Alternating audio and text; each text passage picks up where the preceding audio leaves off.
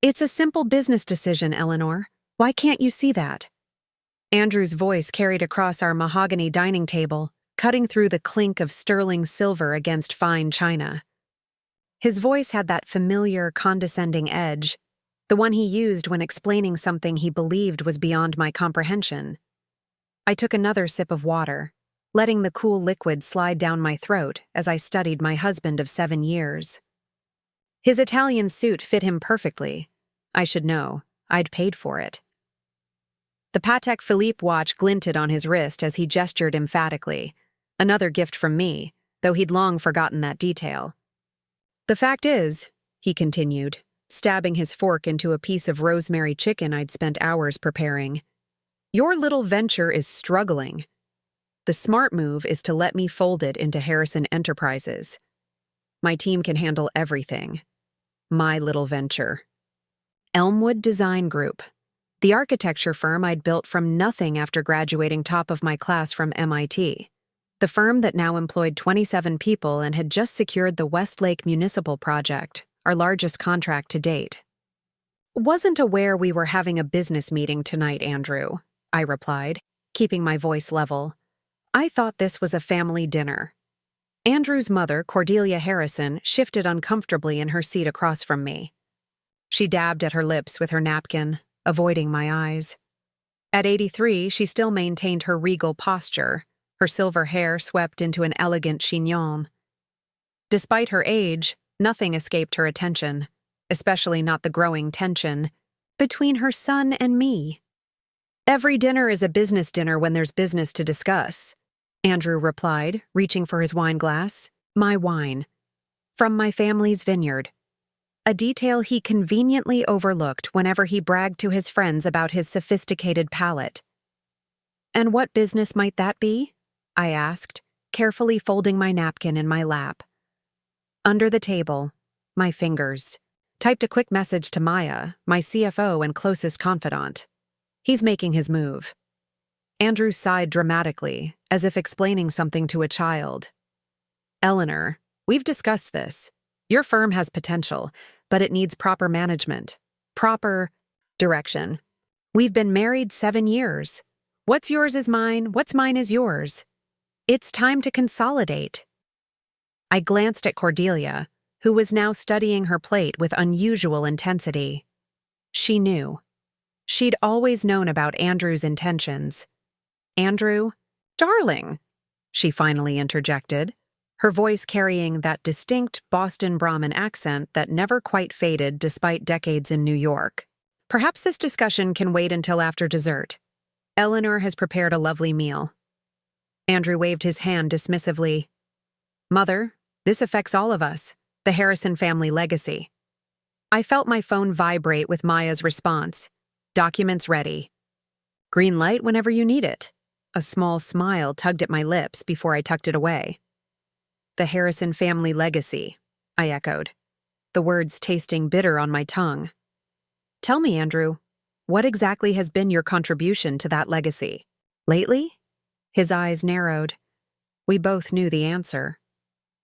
For the past 5 years, Andrew had been the figurehead of Harrison Enterprises, attending galas, schmoozing with clients, being photographed for business magazines. But the actual running of the company? That fell to the executive team his father had assembled before his death. I've maintained our family's position in society, he replied stiffly. I've upheld our reputation while you've been playing with blueprints, Cordelia coughed delicately. Andrew, please. I placed my fork down carefully, the soft clink against fine china punctuating the tension. Playing with blueprints, I repeated. Is that what you call designing the new wing of Mount Sinai Hospital? Or the sustainable housing project that won the National Architecture Award last year? Andrew flushed slightly but pressed on. Those are lovely accomplishments, Eleanor, and no one's saying you can't continue designing. You'll just do it under the Harrison umbrella. I detected movement. In the doorway, Agnes, our housekeeper, hovered uncertainly, unsure whether to begin clearing plates. With a small nod, I signaled her to wait. And why? I asked, my voice deceptively soft. Would Elmwood Design Group need Harrison Enterprises? We've doubled our revenue every year for the past 3 years. Because, Andrew said, leaning forward with that predatory smile I'd come to dread, you're about to lose the Westlake contract. The room went still. Even Cordelia looked up sharply. What did you do? I asked, though I already knew. I'd been expecting this move for months, had prepared for it meticulously. Andrew leaned back, swirling his wine with an air of triumph. I simply had lunch with Mayor Collins. Mentioned some concerns about your firm's ability to handle a project of that magnitude. Suggested that Harrison Enterprises could offer additional oversight, ensure everything runs smoothly. You went behind my back to sabotage my company? I kept my voice steady, though inside a cold fury was building. Not sabotage, Eleanor. Strategize. Andrew's smile didn't reach his eyes. Collins is reviewing the contract as we speak. Unless Elmwood comes under Harrison management, I'm afraid he'll have significant concerns about moving forward. Cordelia placed her napkin on the table. Andrew, I don't think— It's fine, Cordelia, I interrupted gently. Andrew is just playing the game the way he was taught. Andrew's expression darkened at my tone. This isn't a game, Eleanor. This is business. The papers are already drawn up. He reached into his jacket and pulled out a folded document. Sign Elmwood over tonight, and I'll call Collins first thing tomorrow. Everything continues smoothly. The document landed between us, a grenade on our dinner table. I didn't reach for it. And if I refuse? I asked, though I knew the answer. Then Harrison Enterprises will bid on the Westlake project directly. We'll win, Eleanor. You know we will. Your firm will lose its biggest contract, your staff will panic, and within 6 months, you'll be struggling to meet payroll. His voice softened with false concern. I'm offering you a lifeline here. Cordelia looked physically pained. Andrew, surely there's another way. Mother, please. Andrew's tone was sharp. You've been coddling Eleanor for years. It's time she understood how the real world works. I almost laughed at the irony. If only he knew. The real world, I repeated softly. Tell me, Andrew, in this real world of yours, how are the Harrison Enterprises quarterly projections looking? The London expansion? The debt restructuring? Something flickered in his eyes. Surprise, then suspicion. That's confidential information. Is it? I reached for my wine glass. Just as confidential as the fact that Mayor Collins called me personally this morning to confirm that Elmwood will be leading the Westlake project, or that his chief of staff is my former roommate from MIT. Andrew's triumphant expression faltered. You're bluffing. I took a deliberate sip of wine. The same way Harrison Enterprises is bluffing about its financial stability? The last 3 acquisitions were disasters, Andrew. Your CFO has been cooking the books since your father died. The only thing keeping the company afloat is the Harrison Trust Fund, which has been mysteriously well managed despite your best efforts to access the principal. The color drained from Andrew's face. Beside him, Cordelia closed her eyes briefly. How do you know about the trust? Andrew's voice had lost its confident edge. I smiled. Did you really think I wouldn't do my due diligence before marrying into the Harrison family? I knew exactly what I was getting into, and exactly what you were after. 7 years ago, I'd met Andrew at a charity gala. He'd been charming, attentive, and completely unaware that I already knew about the famous Harrison fortune, the struggling company his father had left him, and the ironclad trust that kept most of the family wealth just beyond his reach. What I don't understand, I continued, is why you're making your move now. The quarterly review for the trust isn't for another month. Is Harrison Enterprises really in that much trouble? Andrew's fingers tightened around his wine glass. You don't know what you're talking about. But Cordelia's expression told me everything I needed to know. The company was failing faster than I'd anticipated. I think I do, I said softly. I think you've realized that without a significant injection of capital, Harrison Enterprises won't make it to the end of the year. I think you've finally figured out that your father's trustees won't release additional funds without solid evidence that the company is being properly managed. And I think... I leaned forward, meeting his gaze directly. You've discovered that trying to force their hand hasn't worked. Andrew's face contorted with barely controlled rage. The trustees are impossible. Old men with outdated ideas, strangling the company with their conservatism. I nodded sympathetically. Old men can be quite stubborn, especially when it comes to their fiduciary duties. Which is why, Andrew continued, his voice regaining its strength, bringing Elmwood under the Harrison umbrella makes perfect sense. Your company's success, its contracts, its reputation, all of it would demonstrate to the trustees that I'm expanding the business intelligently. They'd have no choice but to release additional funds. And there it was, the real reason for tonight's ambush. Andrew didn't want my company. He wanted to use its success to unlock his trust fund. So this isn't about helping me, I said, gesturing to the document still lying between us. This is about saving you. Andrew's jaw tightened. It's about preserving the Harrison legacy, something my father entrusted to me. And to the trustees, I added quietly. Something dark flashed in Andrew's eyes. Trustees who have no right to dictate how I run my company. My father would have understood the need to adapt, to take risks. These old men are stuck in the past. I studied my husband carefully, seeing him perhaps more clearly than ever before, the desperation beneath the expensive suit and cultivated confidence, the fear behind the arrogance.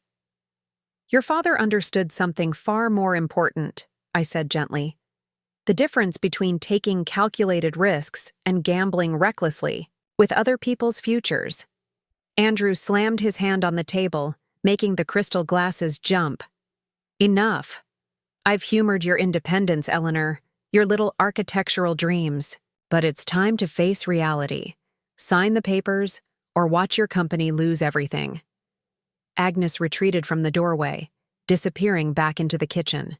Cordelia looked as though she wanted to follow her. I reached for the document, finally, pulling it toward me. Andrew's expression relaxed slightly. He thought he'd won. You know, I said conversationally as I flipped through the pages, your father and I had several interesting conversations before he died. Andrew frowned. What are you talking about? You barely knew my father. I continued as if he hadn't spoken. He was very concerned about the future of Harrison Enterprises, about your readiness to take the helm. My father had complete confidence in me, Andrew snapped. He was grooming me to take over from the day I was born. I nodded. He was certainly trying to, but by the time I met him, he had concerns, significant ones. Cordelia was watching me now, her eyes sharp despite her fragile appearance. What? My husband is trying to say, Eleanor, she interjected, is that William Harrison had absolute faith in his son. Whatever conversations you imagine you had with him must have been misinterpreted. I smiled at my mother-in-law. With all due respect, Cordelia, we both know that's not true. William was very clear about his concerns, especially after the Millbrook disaster. Andrew flinched at the mention of his first major failure, a development project that had hemorrhaged money under his supervision before his father had stepped in to salvage what he could. Ancient history, Andrew muttered. A learning experience. One. Of many, I agreed. Which is why your father made certain arrangements before his death. Arrangements he discussed with me during those final months in the hospital. Andrew's face contorted with confusion and the first hints of alarm. What arrangements? What are you talking about? I reached into my handbag, retrieving my phone and a slim leather portfolio. Did you ever wonder, Andrew, who replaced your father on the board of trustees? Cordelia went very still. Andrew's confusion deepened. It's a 9-person board. he said dismissively. Old business associates of my father's, dinosaurs who don't understand modern business. 8 of them fit that description, I agreed. The 9th is somewhat younger, and considerably less impressed by your business acumen. Comprehension dawned slowly on Andrew's face. No, he whispered. He wouldn't. I opened the portfolio and slid a document across the table to him, different from the one he'd presented me with, but equally binding. He did. Your father asked me to serve as the 9th trustee 2 weeks before he died. I've been voting on all Harrison Trust decisions for the past 5 years. Andrew snatched up the document, his hands shaking as he scanned the contents. This can't be legal. You're my wife. Which is why your father thought it was perfect, I replied. He believed I would always act in the best interests of the family, including protecting the company from unnecessary risks. You've been spying on me? Andrew's voice rose dangerously. Undermining me at every turn? I've been doing exactly what your father asked, I corrected, preserving the Harrison legacy until you demonstrated you were ready to handle it responsibly. Andrew's face had turned an alarming shade of red. This is why the trustees have blocked every significant move I've tried to make. You've poisoned them against me. No, Andrew. Your own actions have demonstrated that you're not ready. I gestured to the papers he'd brought to dinner, including this attempt to coerce your wife into signing over her successful business under threat. Cordelia placed a weathered hand on her son's arm. Andrew, calm yourself. But Andrew was beyond calming. You've betrayed me, he hissed. My own wife. I've protected you, I corrected, and the company, and the employees who depend on it for their livelihoods, just as your father asked me to. By going behind my back? By conspiring with the trustees against me? His voice was rising with each word. By preventing you from destroying everything your family has built, I said quietly. The trustees haven't denied all your requests, Andrew. Only the reckless ones. The expansions without proper market research. The acquisitions of failing companies at inflated prices. The attempts to use company funds for personal expenses. Each example landed like a physical blow. Andrew knew I was right, which only fueled his rage. Get out, he snarled. Get out of my house. I raised an eyebrow. Your house? This house is owned by the Harrison Family Trust. As trustee, I have as much right to be here as you do. Andrew stood so abruptly that his chair crashed to the floor behind him. You won't get away with this, Eleanor. I'll challenge the trust. I'll divorce you. You'll do nothing of the sort. Cordelia's voice cut through her son's tirade with surprising strength. Sit down, Andrew. Now. Surprised by his mother's tone, Andrew hesitated. Your wife is right, Cordelia continued. Your father had concerns, legitimate ones.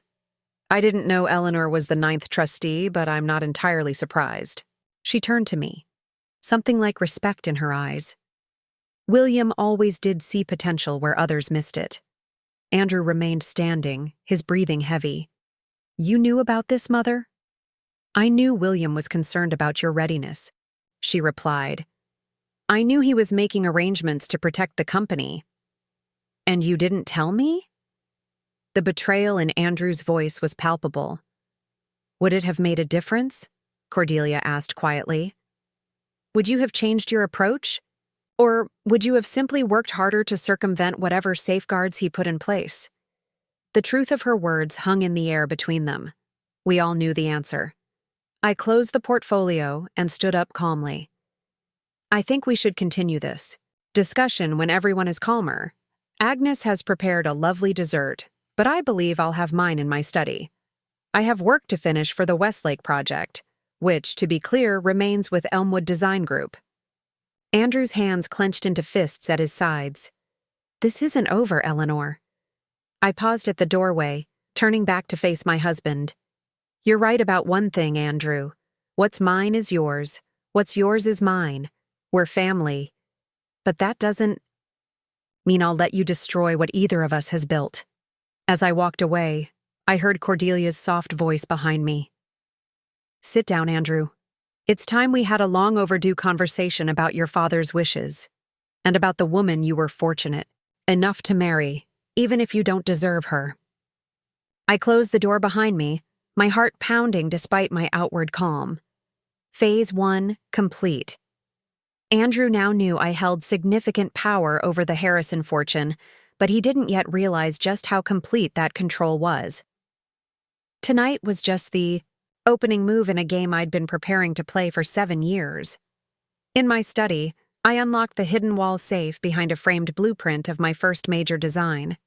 Inside was the complete trust document, not just the redacted version the other trustees had seen.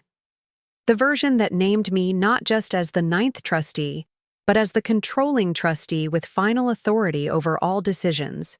William Harrison had known exactly what he was doing when he married his son to an architect. He understood that people who design buildings know how to create structures that last, and how to recognize fatal flaws in foundations before they bring everything crashing down. I closed the safe and picked up my phone to text Maya. First phase. Complete. Begin preparations for phase 2. Andrew took the bait. The real game was just beginning. The study had always been my sanctuary. Unlike the rest of our Beacon Hill mansion, decorated to Andrew's taste with the family heirlooms and ostentatious artwork that screamed old money, this room was entirely mine. Clean lines, practical elegance, and walls lined with architectural drawings, the space of someone who created, rather than merely inherited. I settled behind my desk just as my phone buzzed with another message from Maya. Harrison Enterprises stock dropped 3% after hours. Someone leaked their quarterly projections. I hadn't expected that development quite so soon. Andrew must have truly antagonized someone in his inner circle. My fingers hovered over the keyboard as I considered my response. Monitor, but don't intervene. Not yet. A soft knock interrupted my thoughts. Eleanor? Cordelia's voice was tentative, so unlike her usual commanding tone. May I come in? I closed my laptop. Of course. The door opened, revealing my mother-in-law framed in the doorway. In the soft lamplight of my study, she looked every one of her 83 years.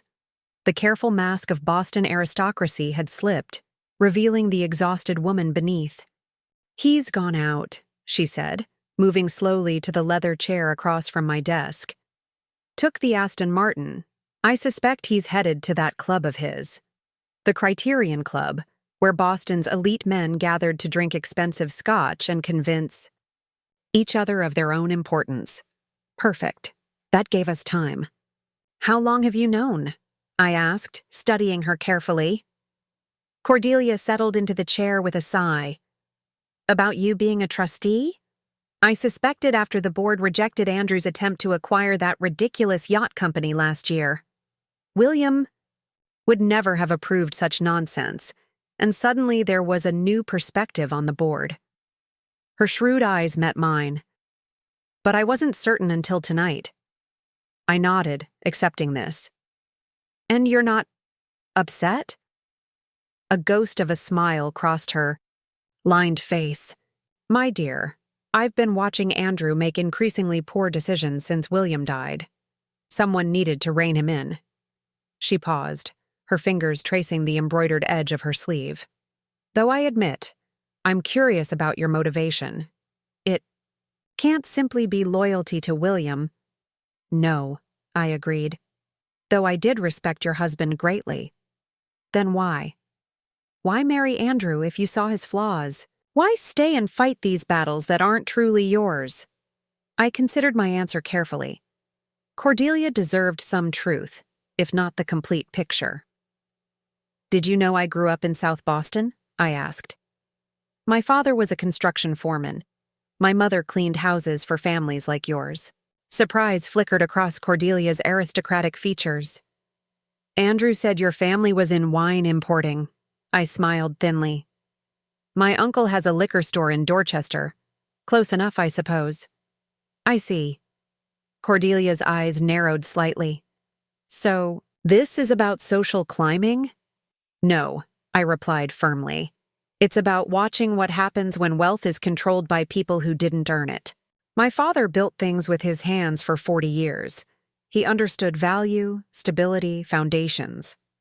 The development company he worked for was bought by a private equity firm that stripped its assets and laid off all its employees. He never found steady work again. Understanding dawned in Cordelia's eyes. And you see Andrew following that same path? Harrison Enterprises employs over 3,000 people, I said quietly. People with families, mortgages, children in college. Your husband built something meaningful. Andrew would dismantle it piece by piece to fund his lifestyle if the trustees allowed it. Cordelia was silent for a long moment, processing this. You could have simply refused him. Divorced him once you saw his character. Why stay? Why fight this battle from within? I hesitated, unsure how much to reveal. Because running away doesn't solve the underlying problem. The trust would still exist. The company would still be vulnerable. The employees would still be at risk. And? Cordelia prompted, sensing there was more. And because I made a promise to William, I admitted. In those final weeks, he knew he was dying. He was desperate to protect what he'd built. When he asked me to serve as trustee, to watch over both his son and his legacy, how could I refuse? Something in my voice must have revealed more than I intended, because Cordelia leaned forward, her eyes suddenly sharp. You cared for him. It wasn't a question, and it touched too close to the truth. I respected him enormously, I said carefully. He was a mentor to me. My husband had many protégés over the years, Cordelia observed, none of whom he appointed to control his family's fortune. She studied me with new intensity. How did you and William really meet, Eleanor? It wasn't at that charity gala with Andrew, was it? I should have known Cordelia would eventually piece things together. She had always been more perceptive than her son. No, I admitted. I met William 2 years earlier. I was the junior architect assigned to the Harrison Innovation Center project. William took an interest in my ideas. He started mentoring me, encouraging my career, and then arranged for you to meet his son, Cordelia finished, the final piece clicking into place. William was always playing chess while everyone else played checkers. I neither confirmed nor denied this, but my silence was answer enough. Does Andrew know? She asked. That his father introduced us deliberately? No. He believes we met by chance at the MFA gala. Cordelia nodded slowly. And does he know about the other provision? The one that gives you controlling interest in the trust decisions? My head snapped up in surprise. You know about that? A faint smile touched her lips. My dear, I was married to William for 47 years. Did you really think he would make such an arrangement without discussing it with me first? The revelation shifted something in our relationship. For 7 years, Cordelia had maintained a polite distance, treating me with the reserved courtesy of old Boston money toward a daughter-in-law they aren't quite sure belongs. Now I understood. She had been watching, evaluating whether I was fulfilling the role William had chosen for me. Why didn't you tell Andrew? I asked.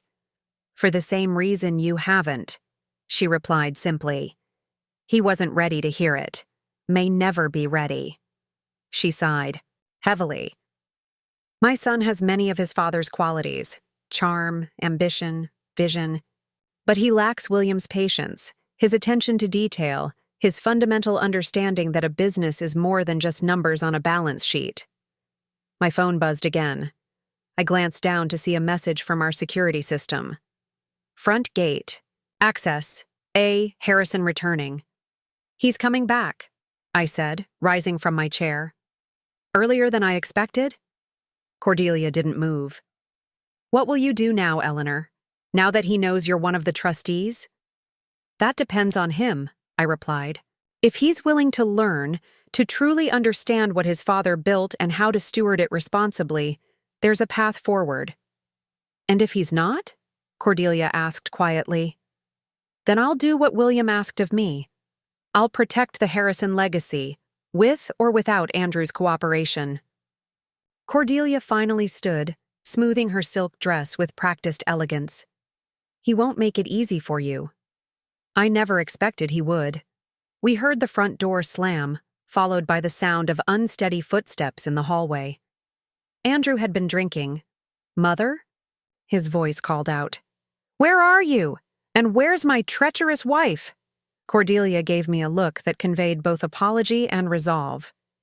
In the study, Andrew. Having a civilized conversation, something you might try. The study door burst open, revealing Andrew swaying slightly in the doorway. His expensive suit was rumpled, his tie askew. The carefully cultivated image of Boston aristocracy had given way to something rawer, more dangerous. Well, well, he drawled, his words slightly slurred. The conspirators, plotting together. How convenient. That's enough, Andrew, Cordelia said sharply. You're drunk. Observant as always, Mother. His gaze fixed on me, eyes bright with a dangerous combination of alcohol and anger. Have you been filling her head with more lies about me? About how Dad never trusted me with his precious company? Your father loved you, I said quietly. Everything he did was to protect you, including from yourself when necessary. Andrew barked out a harsh laugh. Protect me? By putting my wife in charge of my inheritance? By making me beg for what's rightfully mine? It's not just yours, Cordelia interjected. The trust supports the company, the family charitable foundation, dozens of long-term employees with promised pensions. William understood that responsibility. Spare me the lecture, Andrew snapped. I've heard it all my life. The great William? Harrison and his legacy of responsibility. He turned his attention back to me, taking an unsteady step into the room. But you're the real surprise. Playing the devoted wife while secretly undermining me at every turn. I've only blocked your most destructive impulses, I replied calmly. The Millbrook Casino project, the yacht company acquisition, the attempt to use company funds to buy that ridiculous island in the Caribbean. Each example visibly angered him further. Business opportunities, visionary expansions that could have transformed the company, vanity projects that would have bled millions with no return, I countered. Your father built Harrison Enterprises on sound investments in real community needs, affordable housing, medical facilities, educational institutions. Andrew's face contorted with rage. Don't you dare lecture me about my father's vision. You knew him for what? A few months? I'm his son, his blood. Which is why he gave you every opportunity to prove yourself, I said. The trustee position, at 30. Control of the Boston office at 32. Full leadership of development projects by 35. He was desperately trying to prepare you, Andrew. And clearly found me wanting, he spat bitterly. So much so that he went behind my back to recruit my future wife as his spy. Cordelia stepped between us. That's not what happened, and you know it. You're too intelligent for such self-pitying nonsense. For a moment, Andrew looked genuinely hurt beneath the anger. Whose side are you on, Mother? The side of this family, the side of the company your father built, the side of common sense.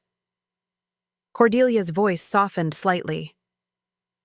Andrew, Eleanor is right. William wanted you to succeed. Everything he did, everything she's done since, has been toward that goal. Andrew wasn't ready to hear it. Well, I've had a very illuminating evening at the club, he said, his voice taking on a dangerous edge. It seems I'm not the only board member with concerns about potential conflicts of interest in the trust. Management? My pulse quickened. What have you done, Andrew? Let's just say I've scheduled an emergency board meeting for tomorrow morning. 9 a.m. His smile was pure venom. I think the other trustees will be very interested to learn about this arrangement. about how my wife has been secretly controlling my inheritance all these years. The other trustees already know I'm on the board, I replied carefully. But do they know about your controlling vote? About how you've been manipulating every decision? He raised an eyebrow when he saw my reaction. Oh yes, I've done my homework. 2. Called in a few favors. Had some very interesting conversations with the family attorney after a few generous whiskeys. Bradshaw. It had to be. The old attorney had been devoted to William, but had always resented me as an outsider. They won't side with you, I said, trying to project more confidence than I felt. Not when they understand why William structured the trust this way. Andrew's laugh was cold. We'll see. Boston is still a small town in many ways. Old loyalties run deep. And the idea of an architect from South Boston controlling one of the city's oldest fortunes? Well, that might not sit well with the old guard. He wasn't wrong. The other trustees were all men from William's generation, conservative, traditional, and deeply embedded in Boston's class structure. They had accepted me as a fellow trustee because William had insisted, but they might balk at my level of control once it was explicitly challenged. What do you want, Andrew? I asked directly. What's your endgame here? His eyes narrowed. Simple. You sign Elmwood over to Harrison Enterprises as we discussed at dinner. You resign from the board of trustees, effective immediately. In exchange, I don't contest the trust structure in court, a messy public process that would damage both our reputations and the company you claim to care so much about. Cordelia gasped softly. Andrew, you can't be serious. Dead serious. Mother. His eyes never left mine. What will it be, Eleanor? Your company and your control? Or a mutually assured destruction that will tear apart everything my father built? I maintained a calm exterior while my mind raced through scenarios. Andrew was gambling everything on this threat, which meant he was even more desperate than, I'd realized, Harrison Enterprises must be in worse shape than our intelligence suggested. You're asking me to choose between my company and yours, I said carefully. Between my life's work and my husband's inheritance? Andrew smiled thinly. I'm asking you to choose our family over your ambition. Isn't that what you claim motivated my father's decisions? Family first? It was a clever trap. Use my own argument against me. Force me to either abandon my principles or expose myself as a hypocrite. I need time to consider, I said finally. This isn't a decision to make at midnight after you've been drinking. Fine, you have until 8 tomorrow morning, 1 hour before the board meeting. Andrew straightened his tie with exaggerated precision. Choose wisely, Eleanor. Your architectural career can recover from one failed company, but once I expose this trust arrangement to public scrutiny, neither of our reputations will survive intact. With that parting shot, he turned and left the study, his footsteps echoing down the hallway toward the master bedroom. Cordelia and I remained in silence for a long moment after his departure. He's not bluffing, she said quietly. He'll do exactly as he threatens. I know. I sank back into my chair, the weight of the situation settling over me. But he's miscalculated. Again. Cordelia raised an eyebrow. How so? I picked up my phone and sent a quick text to Maya. Accelerate to Phase 3. Emergency protocol. Andrew has moved faster than anticipated. William didn't just make me a trustee with controlling interest, I explained, turning back to Cordelia. He left me very specific instructions for a situation exactly like this one. What kind of instructions? Cordelia asked, her voice barely above a whisper. The kind that will either save Andrew from himself or remove him completely from the equation. I met her gaze directly. Your husband knew his son better than Andrew ever realized. He anticipated this moment of crisis. Understanding dawned in Cordelia's eyes. The secondary trust provision. The one that activates if Andrew attempts to challenge the primary structure. I nodded. If Andrew forces this confrontation, he doesn't. Just risk losing his argument. He risks losing everything. He doesn't know, Cordelia murmured. William never told him about the contingency plan. Because he hoped it would never be necessary. I stood up, my decision made. I need to make some calls. By morning, we'll be ready for whatever Andrew attempts at that board meeting. Cordelia rose slowly, the weight of family legacy visible in the stoop of her shoulders. He's still my son, Eleanor. I know, and I'm still his wife. I touched her arm gently, which is why I'll give him one last chance to step back from this precipice. One final opportunity to choose wisdom over pride. As Cordelia left the study, I locked the door behind her and turned to the hidden safe once more. Inside, beneath the full trust document, lay a sealed envelope I had hoped never to open. On the front, in William's precise handwriting, to be opened only in the event that Andrew directly challenges the trust structure. Final contingency protocol. The time had come. Whatever happened tomorrow would permanently alter the course of the Harrison family, and my place within it. I broke the seal and began to read. William Harrison's handwriting filled the pages before me, his meticulous notes outlining a strategy so thorough it left no room for error. Even from the grave, he remained 10 steps ahead of his son. Eleanor, if you're reading this, Andrew has forced your hand. What follows is not punishment, but protection. For the company, for our employees, and yes, even for my son. Sometimes, the kindest thing we can do for those we love is to stop them from destroying themselves. I checked my watch. 1:17 a.m., less than 7 hours until Andrew's deadline. I picked up my phone and dialed. It's late, Maya answered, her voice alert despite the hour. My CFO never truly slept when there was work to be done. It's happening, I said simply. Contingency protocol. Full activation. A pause. The nuclear option? Are you sure? Andrew's called an emergency board meeting for 9 a.m.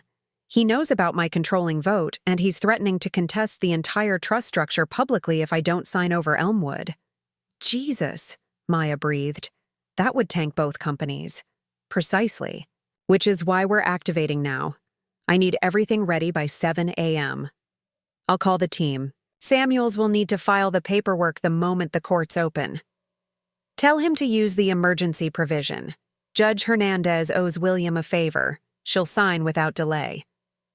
I hung up and returned to William's letter, skimming the details I'd already memorized years ago but never thought I'd need to implement. The plan was elegant in its simplicity and devastating in its implications for Andrew. A soft knock interrupted my thoughts. Eleanor? Cordelia's voice again. Are you still awake? I quickly returned the documents to the safe and unlocked the study door. Cordelia stood in the hallway, now wearing a silk robe over her nightgown, looking every bit the family matriarch despite the late hour. I can't sleep, she confessed. Not with everything that's happening. I gestured for her to enter. Neither can I. I've started the contingency protocol. She nodded grimly. I thought you might. Have you told Andrew about the secondary trust provision? Not yet. I'll try one more time to reason with him in the morning. Cordelia sank into the chair across from my desk. He won't listen, not when he believes he's been betrayed. I know. I poured us both a small measure of scotch from the decanter on my desk, William's favorite single malt. But I have to try. We sipped in silence, two women united by their connection to the Harrison men. Outside, Boston slept, unaware of the corporate drama unfolding behind the stately facade of our Beacon Hill mansion. What will happen to him? Cordelia finally asked. If this contingency is activated? I met her gaze directly. Andrew will retain his position as CEO in title only. All major decisions will require approval from a new executive committee. His access to trust funds will be restricted to a monthly stipend. Harrison Enterprises will continue, but under new operational leadership. And if he fights it? Then he loses everything. The title, the stipend, his position with the company.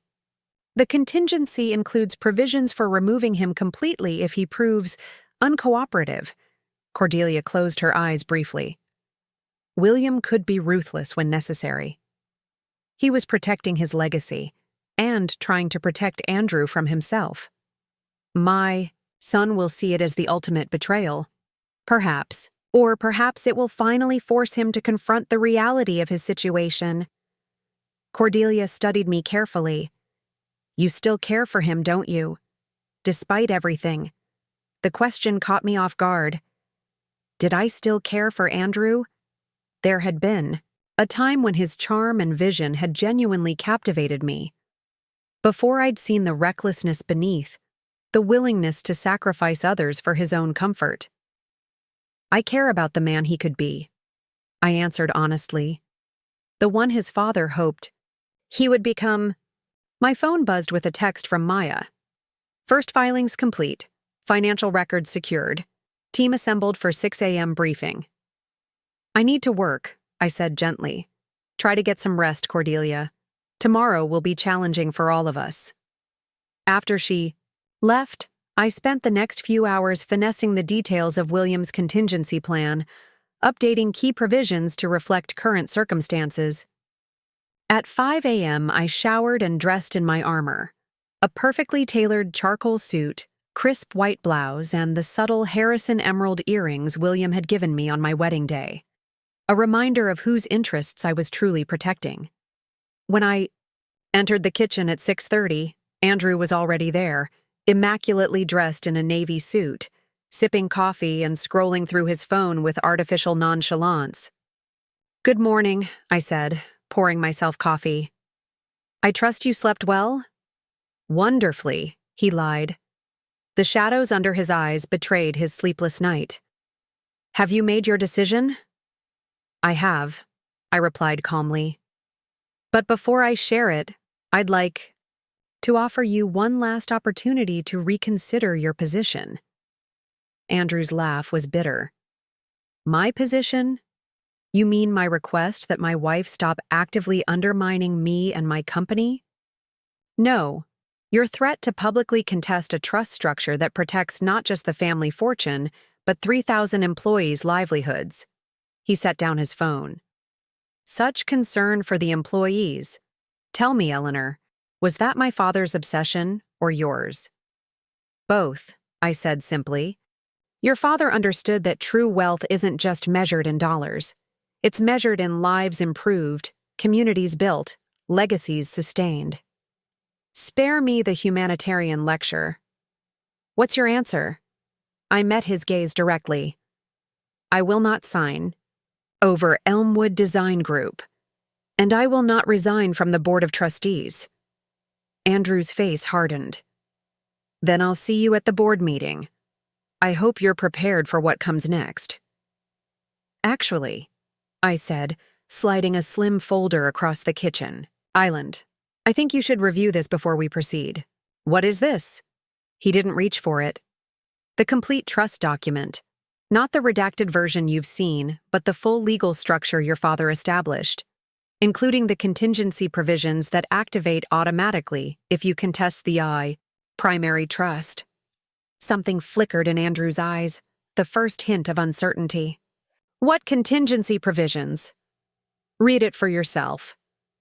Reluctantly, he opened the folder and began scanning the documents. I watched the color drain from his face as he reached the critical section. This can't be legal, he whispered, echoing his words from the night before. He couldn't have. He did, I confirmed. If you proceed with this challenge, you don't just risk losing your argument, Andrew. You risk losing everything. Your position, your authority, your access to funds. All of it. Andrew flipped frantically through the pages. This is a bluff. These provisions would never hold up in court. Your father spent 2 years with the country's top trust attorneys creating this structure. It's ironclad. Judge Hernandez has already signed the preliminary orders this morning, ready to file the moment you make your challenge official. His head snapped up. You've already gone to court? Protective filings only. They won't be processed unless you force the issue at the board meeting. I softened my tone. It doesn't have to be this way, Andrew. We can find a compromise that preserves both our interests. A compromise? His laugh was hollow. What exactly are you proposing? Cancel the emergency board meeting. Instead, let's schedule a strategic review of both Harrison Enterprises and Elmwood Design Group. Explore genuine collaborative opportunities rather than a hostile takeover. Show the trustees you can be the leader your father always hoped you would become. For a brief moment, I saw hesitation in his eyes, a glimpse of the thoughtful man who might still exist beneath layers of entitlement and resentment. Then his expression hardened once more. So that's your game, he said coldly. Not just controlling the trust, but trying to control me as well. Make me dance to your tune while you pull the strings. That's not... Save it, he snapped, standing. Abruptly. Board meeting's canceled. You've made your point. Relief washed over me. Andrew, this is the right decision. We can work together. I said save it. He gathered the trust documents, shoving them back into the folder. You've won this round, Eleanor. Congratulations. My father taught you well. Before I could respond, he stormed out of the kitchen. Moments later, I heard the front door slam, followed by the roar of the Aston Martin's engine as he peeled away from the house. I immediately called Maya. He's backing down. Cancel the court filings, but keep everything. Else on standby. This isn't over. Understood. What's your next move? I considered the question as I gazed out at the Boston skyline, the morning sun glinting off glass towers that housed countless business empires built and lost over generations. We proceed with Phase 4, I decided. The full audit of Harrison Enterprises. It's time to learn exactly how deep the damage goes. Eleanor, Maya's voice was cautious.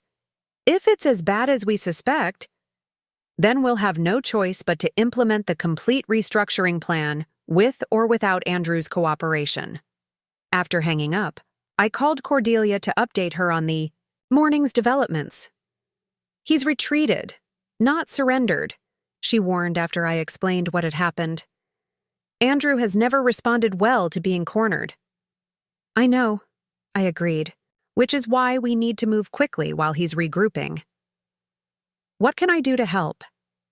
The question surprised me. Throughout my marriage to Andrew, Cordelia had maintained a careful neutrality in our conflicts, the proper Boston matriarch, observing but rarely intervening. We need access to the Harrison family archives, I told her. The private records William kept separate from the corporate files. The journals, she said immediately. You think they'll reveal the extent of Andrew's financial manipulations? I think they'll provide context the auditors will need, key decisions, private conversations, arrangements William made that never appeared in official records. I'll have them delivered to your office this afternoon, Cordelia promised.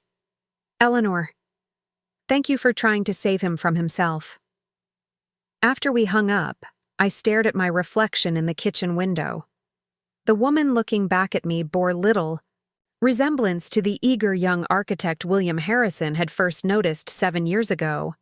That woman had believed in possibilities, in redemption, in the power of patient guidance to transform potential into achievement. This woman knew better. Andrew wouldn't retreat for long, and when he returned, he would bring with him every weapon at his disposal. The quiet sabotage attempts of our marriage would give way to open warfare. I needed to be ready. My phone buzzed with an email notification, a message from Harrison, Enterprises addressed to both Andrew and the Board of Trustees. The quarterly financial review had been moved up to tomorrow. Andrew was making his counter move sooner than I'd anticipated. The game was still very much in play. The Harrison Enterprises headquarters dominated the Boston skyline, 60 floors, of gleaming glass and steel designed to project power, permanence, and prosperity. I remembered the day William had first brought me here, proudly showing me the architectural details as if I might not notice them on my own. Built to last generations, he'd said, unlike most things these days. Now, as my car pulled into the executive parking garage, I wondered how much of that projected strength was mere facade. The auditors have been denied access to the financial servers, Maya reported as we rode the elevator to the executive floor. Andrew's CFO claims they need board approval for that level of access. Stalling tactics, I replied, checking my watch. 2 hours until the hastily rescheduled quarterly review. They're buying time to sanitize the books. The elevator doors opened to reveal Cordelia waiting in the hallway, a large leather portfolio tucked under her arm. William's private journals, she said without preamble, handing me the portfolio. The last 5 years, I've marked the relevant passages. I nodded my thanks. Any sign of Andrew? Arrived at dawn. He's locked in the boardroom with his executive team and that new lawyer of his, Jensen from Blackwell and Pierce. Maya raised an eyebrow.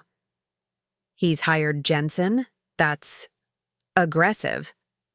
Blackwell specializes in hostile takeovers and corporate raiding, I explained, leading us toward my private office at the end of the hall. Technically Andrew's office, but he preferred the larger corner suite with the better view. They're not known for their subtlety. Inside the office, we found Sam Broderick, our lead counsel, surrounded by stacks of documents. At 68, Sam had been William's attorney for decades before agreeing to represent my interests after his death. They're positioning for a complete defensive stance, he reported, gesturing to the paperwork. New NDAs for all executives, updated security protocols restricting access to financial data, and, most telling, incorporation papers for 3 new subsidiaries filed last night. Shell companies, I guessed. Almost certainly. Preparing to move assets offshore if necessary. I set William's journals on the desk. We don't have much time. The review meeting is in 2 hours, and Andrew clearly has something planned. Maya was already scanning the first journal. William suspected financial irregularities as far back as 5 years ago, before he even got sick? He had concerns about Andrew's spending habits, Cordelia confirmed. The personal expenses charged to corporate accounts, the executive retreats that seemed more like vacations, the vanity projects with no clear ROI. Look at this, Sam said, pointing to a page of recent financial statements. Last quarter's European expansion supposedly cost $18 million, but the actual property acquisition was only valued at $11 million. Where did the other $7 million go? We spent the next 90 minutes piecing together a disturbing pattern. Andrew hadn't just been reckless with Harrison resources. He'd been systematically siphoning them through a series of increasingly complex transactions. Vendor contracts with hidden kickbacks. Consulting fees to non-existent firms. Development. Projects with mysteriously inflating budgets. He's been bleeding the company dry, Maya said finally, leaning back from the scattered documents. Using corporate funds to maintain his lifestyle while the actual business operations suffer. The trust restrictions were the only thing preventing. Complete disaster, Sam added. If he'd had unfettered access to the principal. My phone buzzed with a text from our surveillance team. A. Harrison meeting with board members individually before review. Fuller and Greenberg already in his office. Fuller and Greenberg, the 2 trustees most likely to sympathize with Andrew's position. Both old friends of his father's, both traditionalists who had never been entirely comfortable with my role on the board. He's lobbying them, I said, trying to build a coalition before the meeting. Can he override your controlling vote? Maya asked. Not technically, Sam replied. But if he secures enough support, he could create practical difficulties for Eleanor's authority. Delayed implementations, contested decisions, public disagreements that would undermine market confidence. I checked the time, 45 minutes until the review. We need to get ahead of this, I decided. Cordelia, can you speak with Judge Rossman and Dr. Chen? The 2 trustees who had always been most sympathetic to William's concerns about Andrew. Make sure they understand what's at stake. She nodded. They'll listen to me. Sam, prepare the full disclosure packet on the financial irregularities. If Andrew tries to paint this as a personal vendetta, we need clear evidence of his mismanagement. And me? Maya asked. Call Westlake. Make sure our municipal project is ironclad. Andrew may still try to undermine Elmwood as retaliation. As they departed to execute their assignments, I remained alone in the office, staring at the portrait of William Harrison that hung on the wall. The artist had captured his penetrating gaze perfectly, those eyes that seemed to see through pretense and calculation to the core truth of a situation. What would you do now? I asked the silent image. How far would you go to protect what you built? My phone buzzed again. All trustees now arriving. A. Harrison requesting private meeting with you before review. Interesting. I hadn't expected Andrew to seek direct negotiation at this stage. It could be a genuine olive branch, or more likely, a trap. Where? I texted back. Your office. 5 minutes. I quickly messaged Sam, Maya, and Cordelia, updating them on this development. Proceed as planned. I'll handle Andrew. True to his word, Andrew appeared at my office door precisely 5 minutes later. He'd changed since morning into a fresh suit, charcoal gray with subtle pinstripes, projecting serious business authority. His expression was unreadable as he closed the door behind him. Thank you for agreeing to meet, he said formally, as if we were business associates rather than spouses in the middle of a power struggle. Of course. What can I do for you, Andrew? He remained standing, hands clasped behind his back. I wanted to give you one last opportunity to reconsider your position before the review meeting. My position hasn't changed since this morning.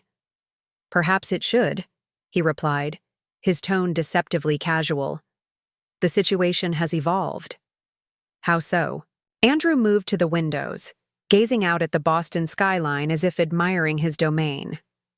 I've had some interesting conversations with several board members. They share my concerns about potential conflicts of interest in the trust management. You mean you've been misrepresenting the situation to sway them to your side? He turned back to me with a thin smile. I've simply shared my perspective as CEO of this company and sole heir to the Harrison fortune. And have you shared your creative, accounting practices as well? The missing millions from the European expansion? The consulting fees to shell companies you control? A flicker of surprise crossed his face before he masked it. Desperate accusations from someone about to lose their position of influence.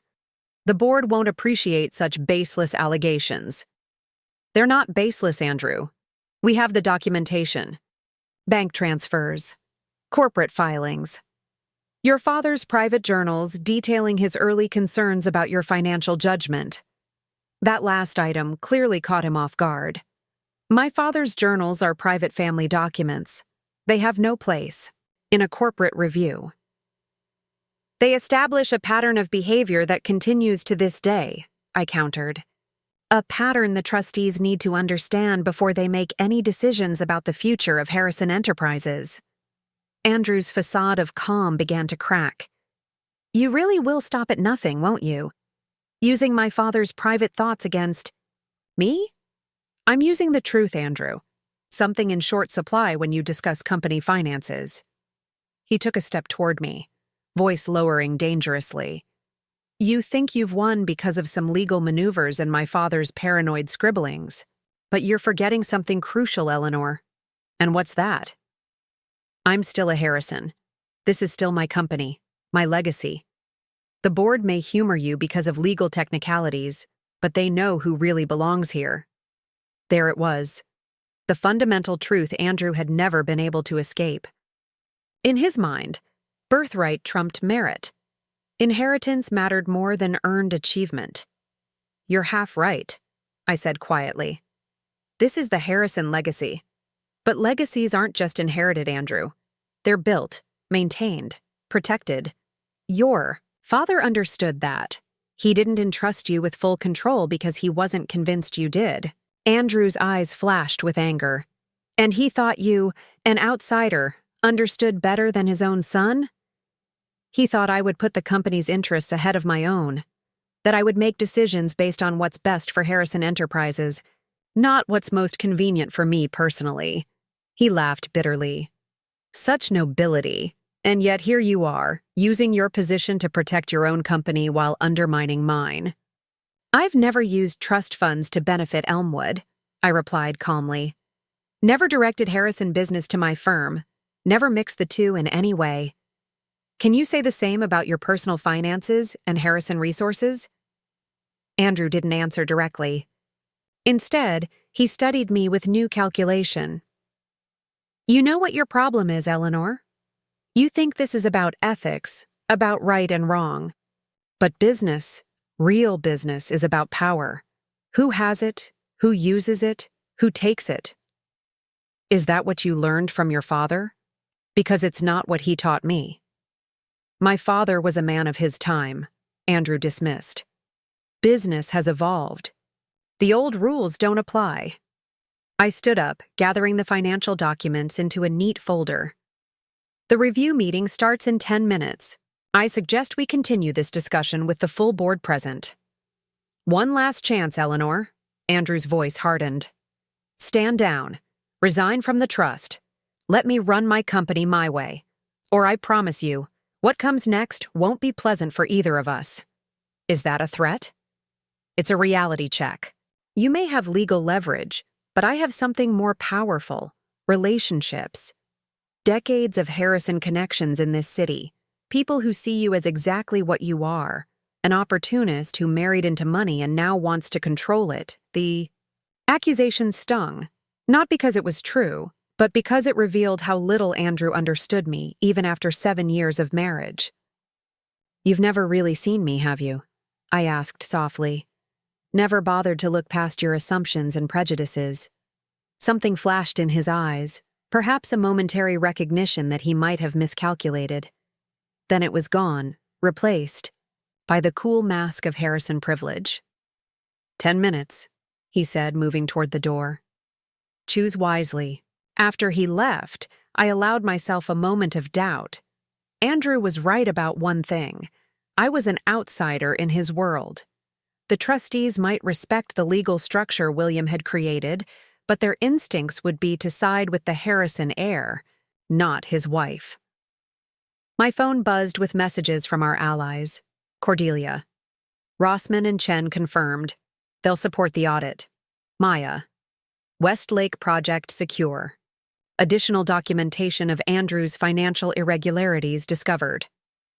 Sam. Disclosure packets ready. Legal position solid. I gathered my materials and headed toward the boardroom, each step measured and deliberate. Whatever happened in the next hour would determine not just the future of Harrison Enterprises, but my place within the world Andrew had always taken for granted. Time to see who really understood your legacy, William, I murmured as I approached the boardroom doors. The game was entering its most dangerous phase. The Harrison Enterprises boardroom embodied old Boston money, walnut paneling, oil portraits of past chairmen, and a mahogany table that could seat 20. The room went silent as I entered, all eyes turning to assess the woman who stood between them and business as usual. 8 trustees were already seated, men in their 60s and 70s who had known William Harrison for decades. Andrew sat at the head of the table, the position his father had once occupied. Beside him was his CFO, Richard Tennant, a nervous man with thinning hair who avoided my gaze. Eleanor, Andrew greeted me with artificial warmth. Thank you for joining us. We were just discussing the quarterly projections. I took my seat at the opposite end of the table, placing William's journals beside the financial documents Sam had prepared. I understand you've moved up our review rather suddenly. I hope there's nothing urgent we should be concerned about. A few trustees shifted uncomfortably. They knew this wasn't a routine meeting. Not at all, Andrew replied smoothly. Just being proactive. Shall we begin?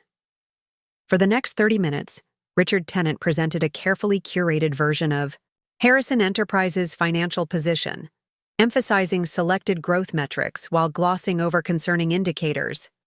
I watched the trustees' reactions, noting who seemed skeptical and who appeared to accept the presentation without question.